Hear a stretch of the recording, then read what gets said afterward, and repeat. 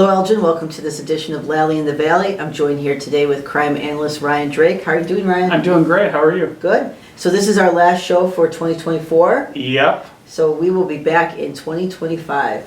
Yep, and we're going to discuss the year-end crime stats at that point. Time is flying very quickly. It sure is. All right, so for those of you who, if you're a first-time viewer, Lalley in the Valley, the show is meant to provide information on our crime stats. We do this show every 2 months to make sure that the conversation continues and is relevant in terms of what's actually happening the past couple months. As Ryan mentioned, over the next couple months here in October, November, and December, we will be finalizing our crime stats for 2024, and we will be back in January of 2025 to provide information of 2024 year in review. So let's talk a little bit about crime stats through the month of September of 2024. So our Group A offenses, again, these are the most serious offenses. We are at an 8% increase from where we were in last year in September. And to give a number, a correlation to the percentage, in September of 2023, we had 3,228 Group A offenses. And this year, we're at 3,477. So, Ryan, do you want to talk a little bit about where we're seeing those increases? Sure. Some notable categories that we're seeing here is one of the main ones is aggravated assault. So we are up 21% from where we were last year, 153 offenses versus 126 last year. Another category that we're seeing an increase this year specifically is in our robberies. We're up 53% from 19 last year up to 29 this year. However, I do want to mention that with the robberies, that 19 figure from last year is actually our lowest in 10 years, so that's kind of a lower number, which is why it's so much more of a percent increase.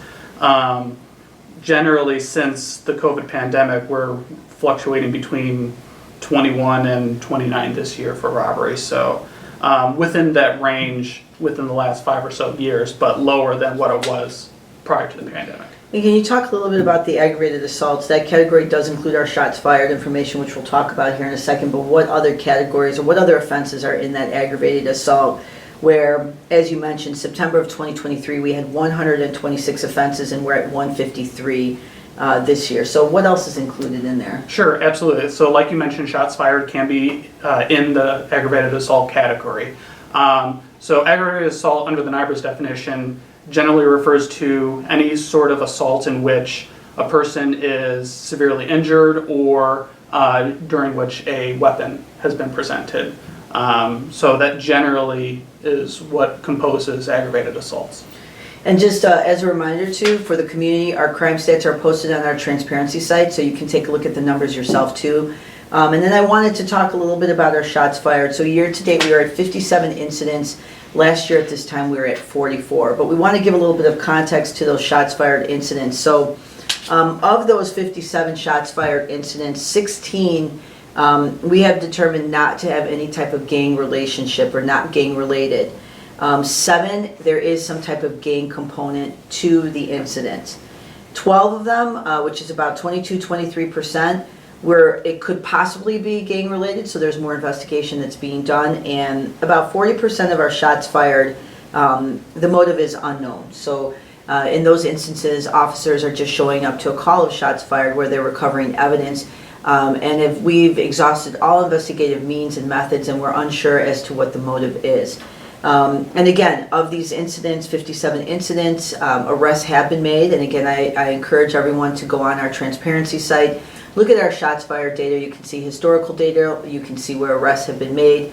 And then if you have any specific questions about a case, you can make sure to get the case number and reach out to us. So anything about the shots fired too that you want to mention in terms of your analysis that you did a couple weeks ago? Yeah, so one of the things that I noticed when I was doing that analysis is generally the which days and which times that these shots fired predominantly occur. And that I notice it tends to happen more on the weekends, so Friday into Saturday and then Saturday into Sunday during the overnight hours. So generally between like 11 p.m. into like 2 a.m. So around that midnight hour is when I'm noticing these are occurring. And for the community as well, the officers continue to do directed patrols. We work with our law enforcement partners. We appreciate the community's help in some of these cases. The community has given us information where we're able then to make an arrest. So we will continue to monitor and ensure that we're making that a priority for the department and also for the community. So with that, is there anything else that you want to mention? I don't think so. All right. That about covers it. So stay tuned. Right after this show, Sergeant Hector Gutierrez will provide this information in Spanish. We will not see you until January of 2025, so happy holidays. And remember to stay safe, stay connected, and stay engaged, and we'll see you next year, Elgin. Buenos días, comunidad de Elgin. Estoy aquí otra vez de regreso con la información sobre los crímenes en Elgin con mi compañero Ryan. Ryan, ¿cómo estás? Estoy bien, gracias. ¿Y usted? Muy bien, Ryan. Está aprendiendo más español.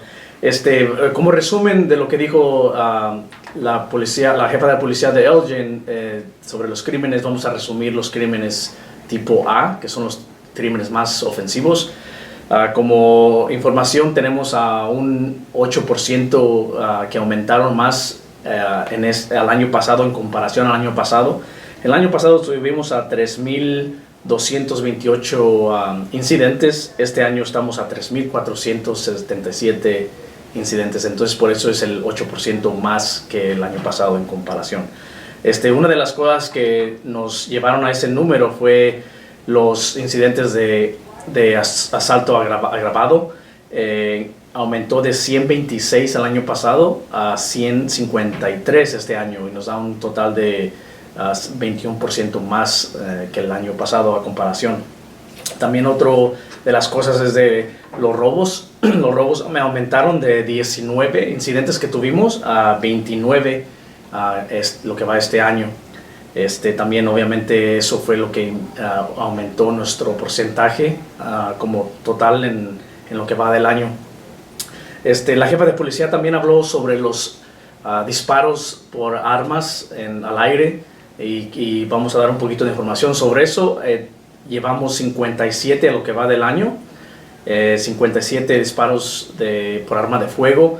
Ella habló y dijo que 7 de ellos son asociados con pandillas, 7 incidentes, 16 no son asociados con pandillas, 12 todavía están siendo investigados y los que restan de los 57 son nada más disparos que no están asociados con pandillas o no están asociados con algo en particular. Muchas gracias a la comunidad de Elgin por darnos información, por asistirnos con investigaciones cuando se requiere de disparos de arma de fuego. Se les agradece mucho y síguenos dando información. La ayuda de ustedes obviamente es muy importante. Mi compañero Ryan hizo un análisis de los disparos de arma de fuego y voy a preguntarle qué información él descubrió. Ryan, ¿qué información tienes sobre el análisis de los disparos? Sure. One of the trends that I noticed in my shots fired analysis is that they are tending to occur over the weekends, usually during the overnight hours. So it's Friday into Saturday, Saturday into Sunday, usually about 11 p.m. and to around 2 a.m. Ok, lo que dice es de que el análisis que hizo él es que dice que descubrió que los incidentes de disparos por arma de fuego pasan más en los fines de semana, que es el viernes al sábado, el sábado al domingo, y las horas más o menos es como de 11 a 2 de la mañana, o sea, a la medianoche. Así es que esté alerta, si tiene información, si esté al pendiente, si escucha algo o tiene información, por favor déjenos saber. Y para más información, no se le olvide visitar nuestra página de transparencia en línea del departamento de Elgin para más información sobre los crímenes. Y es todo por este año. Nos vemos el año que viene. Ya se pasó muy rápido el año, pero nos vemos en enero para más información y como resumen de todo el año también. Es todo, comunidad de Elgin. Ryan, es todo. Gracias. Adiós.